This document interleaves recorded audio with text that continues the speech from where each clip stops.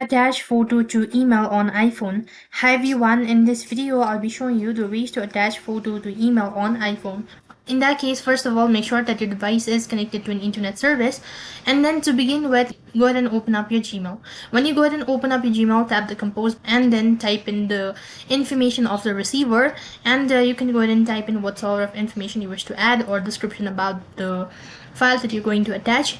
When you do that, when you're done with that procedure, tap right in center of your screen and then you can see this sort of interface. So then you can go ahead and select insert a photo or video from that.